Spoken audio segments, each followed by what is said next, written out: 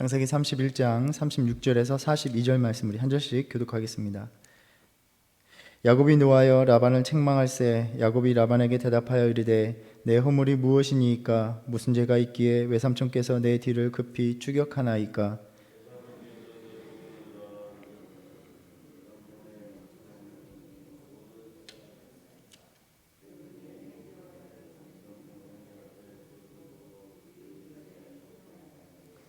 내가 이 20년을 외삼촌과 함께 하였거니와 외삼촌의 암양들이나 암염소들이 낙태하지 아니하였고 또 외삼촌의 양떼의 순양을 내가 먹지 아니하였으며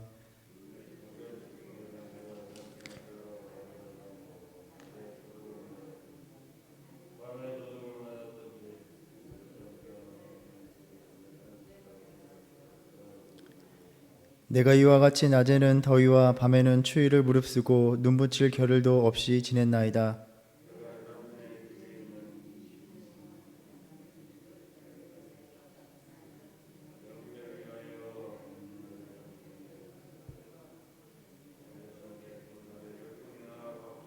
함께 읽겠습니다. 우리 아버지의 하나님 아브라함의 하나님 곧 이삭이 경외하는 이가 나와 함께 계시지 아니하셨더라면 외삼촌께서 이제 나를 빈손으로 돌려보내셨으리다마는 하나님이 내 고난과 내 손의 수고를 보시고 어젯밤에 외삼촌을 책망하셨나이다. 아멘. 라반이 야곱을 추격하여 만나자 이제 윽박지르듯이 말했습니다. 너를 해할 만한 능력이 내 손에 있으나 너의 아버지의 하나님이 어젯밤에 내게 말씀하시기를 너는 삼가 야곱에게 선악간에 말하지 말라 하셨느니라. 마음 같아서는 어떻게 하고 싶지만 하나님 때문에 참는다라는 말입니다. 야곱이 그렇게 몰래 도망한 것도 그렇지만 그 드라빔을 훔쳐갔다는 것 때문에 라반의 분노를 샀습니다. 그렇지만 라반이 그 드라빔을 찾지 못하자 이제 분위기는 반전이 되었습니다. 참 사람의 상황이란 어떻게 될지 모르는 일입니다. 우리는 야곱의 인생이 반전에 반전을 거듭한다는 것을 나누고 있습니다. 그리고 그 변곡점에는 언제나 그 중심에는 하나님의 돌보심이 있었습니다. 처음에는 형의 분노를 피해서 아무것도 가진 것이 없이 빈손으로 달아나는 도망자였습니다. 아브라함의 종과 같이 우물가에 있었던 야곱의 모습은 빈털터리에 구걸하는 자에 불과했습니다. 또 비록 조카이지만 라반을 위해서 일하는 종에 불과했습니다. 그러나 30장 43절에서 야곱이 매우 번창하여 양떼와 노비와 낙타와 나귀가 많았더라 라고 전하고 있습니다. 라반과 품삯을 정할 때에 얼룩무늬 있는 것, 점 있는 것, 아롱진 것이 내 품삯이 될 것이라 하였는데 새끼가 베는 것마다 그렇게 태어난 것입니다. 31장 9절에서 야곱은 하나님께서 이와 같이 라반의 가축을 빼앗아 내게 주신 것이다 이렇게 말하고 있습니다. 이제 꿈에 하나님의 사자가 나타나 야곱에게 말씀하셨습니다. 내 눈을 들어보라. 양떼를 탄 순양은 다 얼룩무늬 있는 것, 점 있는 것과 아롱진 것이니라. 라반이 내게 행한 모든 것을 내가 보았노라. 하나님께서 보셨다라고 말씀하셨습니다. 우리는 하나님께서 약한 자의 위치에 있는 자들, 그들을 어떻게 돌보아 주셨는지를 나누었습니다. 하나님께서 하갈과 이스마엘을 돌보셨고 그들의 부르짖음을 듣고 계셨습니다. 또 레아가 사랑받지 못하는 것, 미움을 받는 것을 하나님께서 보시고 그의 태아를 열어주셨다라고 말씀하셨습니다. 그리고 야곱이 라반의 교활함 속에서 힘겨운 삶을 살아가는 것을 보고 계셨습니다. 야곱의 재산이 늘어갈 때에 라반의 안색이 변하였고 라반의 아들들, 사촌들은 야곱이 우리 아버지의 재산을 빼앗고 재물을 모은다라고 말하면서 곱지 않은 시선을 보내고 있었습니다. 그래서 야곱이 온 가족을 거느리고 재산을 다 챙겨서 열심히 고향 땅으로 돌아왔지만 라반에게 따라잡히고 말았습니다. 그런데 그때에도 하나님께서 보셨고 라반의 꿈에 나타나셔서 너는 삼가 야곱에게 선악간에 말하지 말라라고 말씀하셨습니다. 그렇게 야곱의 편에 서는 이가 아무도 없었고 또 주변이 야곱을 대적할 때에 오직 하나님께서 야곱의 편에 서시니 그의 인생이 바뀌었고 그의 인생의 상황이 바뀌게 되었습니다. 이렇게 야곱의 이야기는 하나님께서 함께 하시면 하나님이 간섭하시면 우리 인생이 처한 모든 상황이 바뀔 수 있다라는 것을 전해주고 있습니다. 우리의 삶의 변화의 키를 쥐고 계신 분이 바로 하나님이시다라는 것입니다. 빈손으로 왔던 도망자가 이제는 많은 재산과 부를 소유한 자가 되었습니다. 오늘 본문에서 이어지는 이야기에도 야곱의 상황이 또다시 바뀐 것을 우리는 볼 수 있습니다. 두려워 떨며 라반에게서 도망치는 자가 이제 라반에게 힘과 권위를 가진 자처럼 말하기 시작을 합니다. 36절에 라반을 책망할세라고 말합니다. 이 책망하다라는 말이 법정에서 옳고 그름을 다툰다라는 의미입니다. 라반은 여전히 지금도 야곱을 해할 힘이 있었습니다. 야곱이 라반에게 대든다는 것이 말이 안 되는 상황입니다. 그럼에도 이제 야곱은 자신의 입장을 주장하며 가차없이 따질 수 있는 처지가 된 것입니다. 저는 이 야곱의 이야기를 묵상하면서 함께 한다, 하나님 함께 해주신다라는 의미가 무엇인가를 다시 한번 돌아보게 됩니다. 베델에서 하나님은 야곱에게 내가 너와 함께 있어 내가 어디로 가든지 너를 지키며 너를 이끌어 이 땅으로 돌아오게 하겠다라고 약속해 주셨습니다. 또 라반의 집을 떠나서 내 조상의 땅, 내 족속에게로 돌아가라 하시면서 내가 너와 함께 있으리라 약속해 주셨습니다. 우리가 누군가와 함께 있는다라는 것을 곰곰이 생각해 볼 때에 누군가와 함께 있어 준다는 것은 참 쉽지 않은 일임을 돌아보게 됩니다. 특별히 누군가를 돌봐주어야 하는 위치에 있을 때에 그 입장에서는 정말 많은 수고와 인내가 필요한 일이라는 것을 우리는 압니다. 우리 부모님들이 물론 자녀를 사랑하지만 방학이 다가오면 슬슬 긴장하기 시작합니다. 아이들과 늘 함께 있어 줄 때에 그 아이들의 어떤 필요가 발생할 때마다 그 필요를 다 채워줘야 하기 때문에 여간 힘든 일이 아니기 때문입니다. 모든 상황 속에서 아이들이 요구하는 것을 알아줘야 하고 들어주어야 하고 만족시켜 주어야 합니다. 그래서 방학이 다가올 때마다 이 아이들을 위한 프로그램이 없는지 알아보고 그러한 일정들을 꽉 채워서 최대한 아이들과 함께 있는 시간을 줄여 나가려고 합니다. 하나님께서 우리와 함께 하신다는 것은 그저 때때로 우리가 잘 있는지 별일 없이 지내는지 가끔씩 들여다보는 것을 의미하지 않습니다. 우리가 맞닥뜨리는 모든 상황, 그 삶의 자리에 항상 함께 계시다라는 것을 의미합니다. 우리의 모든 필요가 발생하는 상황, 절박함의 현실, 위험하고 두렵게 하는 모든 상황을 주님이 아신다는 말씀입니다. 언제나 곁에 계시기 때문입니다. 그래서 우리가 무엇이 필요한지를 언제나 알고 계십니다. 하나님이 우리와 함께 하신다는 것은 우리의 삶의 어느 순간도 놓치지 않고 그 자리에 계시다라는 것을 의미합니다.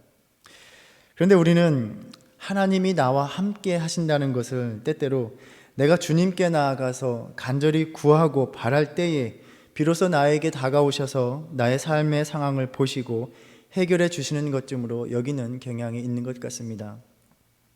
주님이 함께 하신다라는 말은 주님이 나의 삶에서 떠나지 않고 계신다라는 말입니다. 시편 121편에서 시편 기자는 이스라엘을 지키시는 이는 졸지도 아니하시고 주무시지도 아니하시리로다 라고 고백하면서 여호와께서 너의 출입을 지금부터 영원까지 지키시리로다 라고 선포합니다.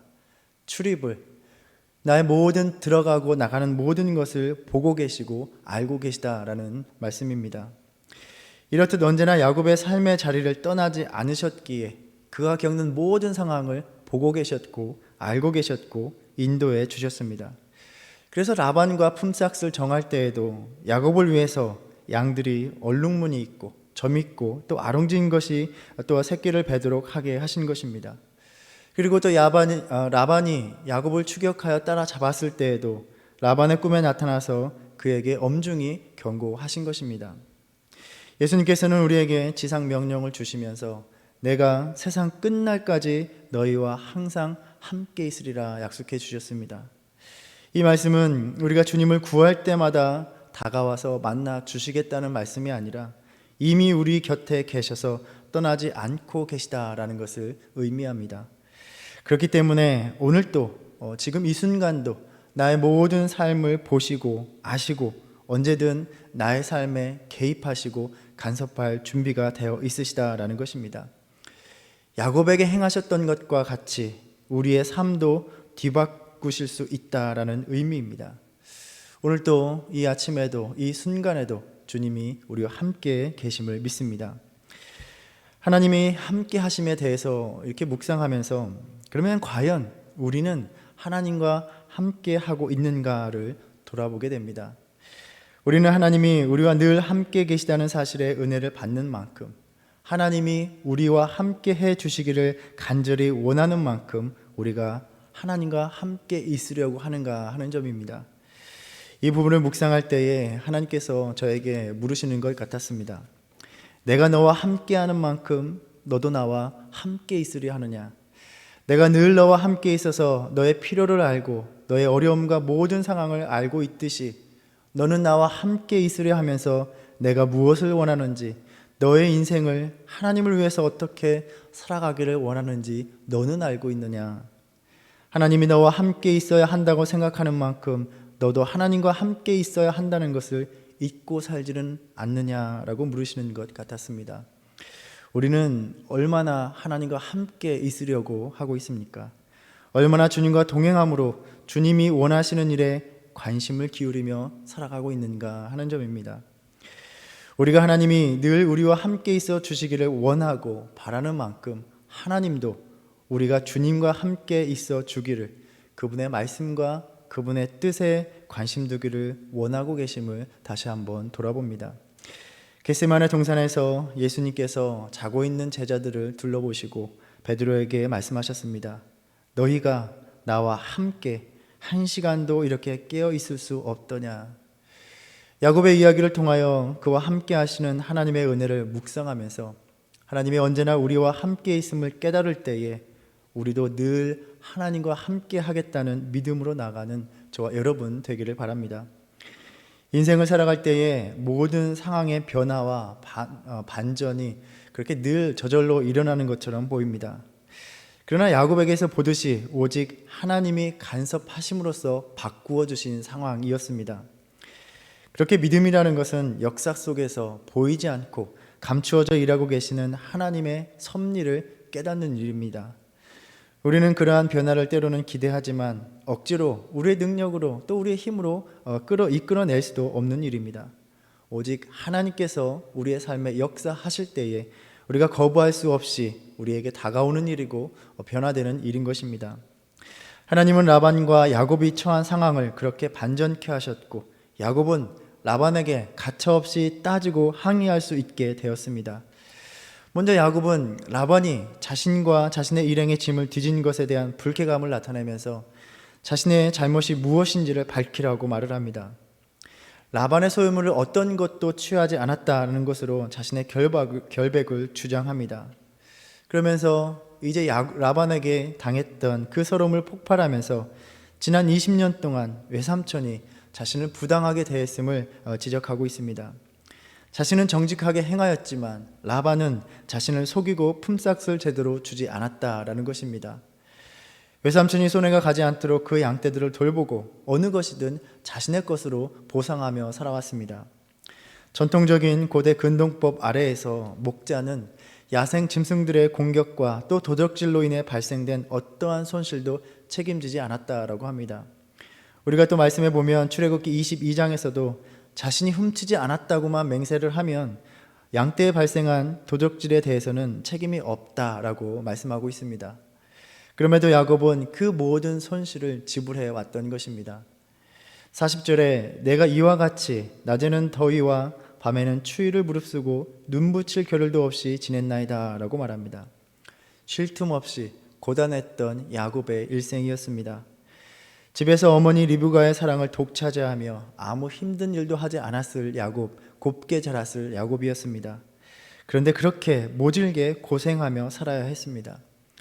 라헬을 준다는 빌미로 레아와 결혼하게 함으로써 14년 동안 신부의 지참금을 지불하게 했고 또 6년을 더 봉사하는 20년 동안 품삯을 10번이나 바꾸었다는 것입니다. 이 10번이라는 말은 딱 10번이라는 말이기보다 그렇게 수도 없이 바꾸었다는 비유적인 말일 것입니다. 속이는 자였던 야곱이 20년 동안 속임을 당하는 자로 살아왔습니다. 야곱이 외삼촌에게 지난 세월 동안 마음에 쌓였던 것을 그렇게 다 쏟아내고 있습니다.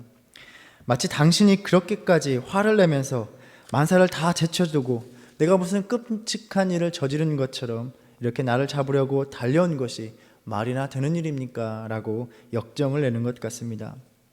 또 지금 라반이 야곱에게 자신의 것을 훔쳤다라고 말하고 있는데, 오히려 지난 세월을 돌아다 볼 때에 야곱의 품삯을 훔치고 도둑질하는 것은 다름 아닌 당신이 아닙니까? 라반임을 드러내며 아주 신랄하게 비판하고 있는 것입니다. 그런데 우리가 오늘 읽었듯이 오늘 본문의 핵심이자 절정은 야곱이 이러한 자신의 억울한 세월을 토로하면서 하나님의 도우심에 대한 고백으로 끝내고 있다라는 것입니다.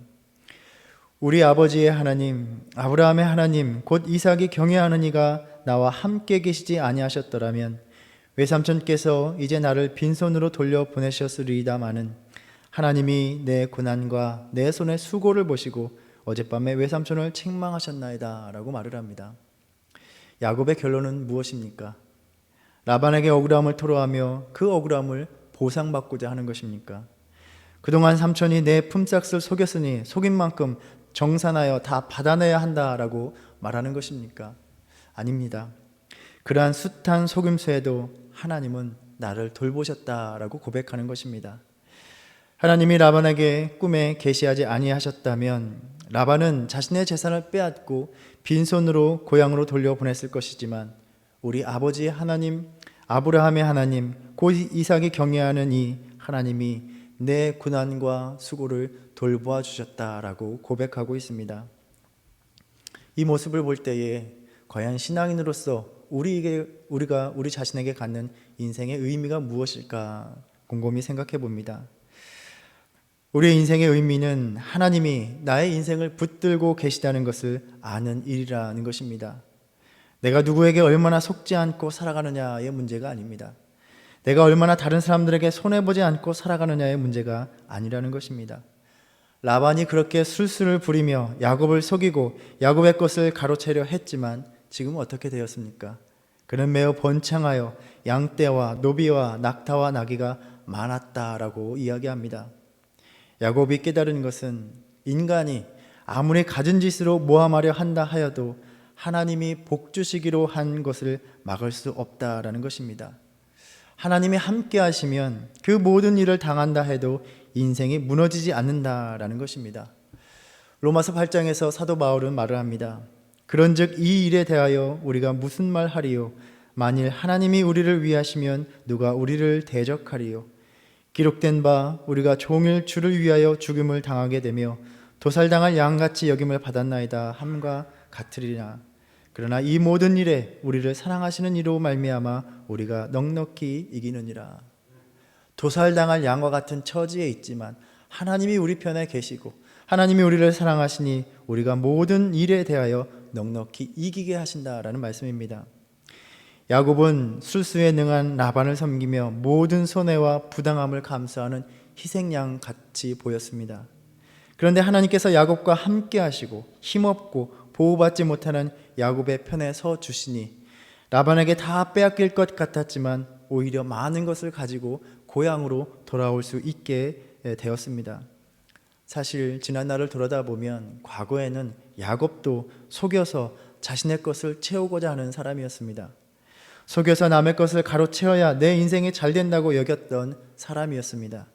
그래서 형 에서의 장자권을 빼앗아 오려 했고 형의 축복을 가로채었습니다.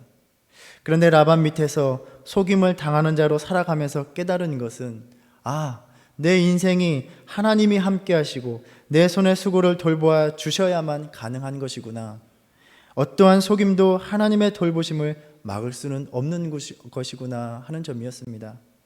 야곱은 이제 모든 것을 하나님의 손길임을 고백하는 믿음으로 한 걸음 나아가게 된 것입니다.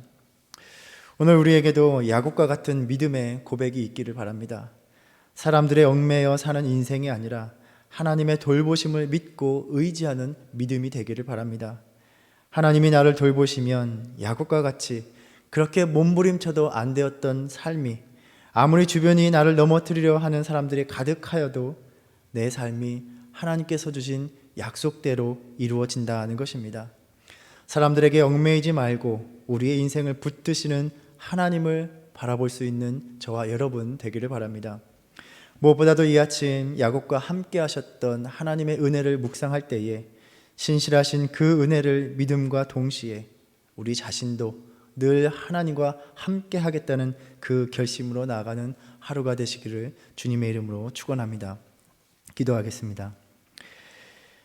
야곱과 함께 하시겠다는 약속을 신실하게 지키신 그 은혜가 오늘 우리의 삶에 임하는 줄 믿습니다.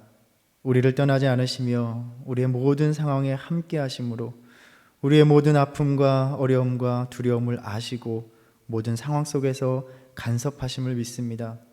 우리의 모든 삶이 하나님의 돌보심에 달려 있음을 다시 한번 깨닫게 하셨습니다. 오늘도 사람들을 의지하지 않고 사람들로 인해 낙심하지 않고 오직 나의 삶을 돌보시는 주님의 은혜를 담대히 고백하며 살아가는 하루가 되게 하여 주시옵소서. 예수님의 이름으로 기도드립니다. 아멘. 하늘에 계신 우리 아버지여, 이름이 거룩히 여김을 받으시오며 나라의 임하옵시며 뜻이 하늘에서 이룬 것 같이 땅에서도 이루어지이다. 오늘날 우리에게 일용할 양식을 주옵시고 우리가 우리에게 죄 지은 자를 사하여 준 것 같이 우리의 죄를 사하여 주옵시고 우리를 시험에 들게 하지 마옵시고 다만 악에서 구하옵소서. 나라와 권세와 영광이 아버지께 영원히 있사옵나이다. 아멘.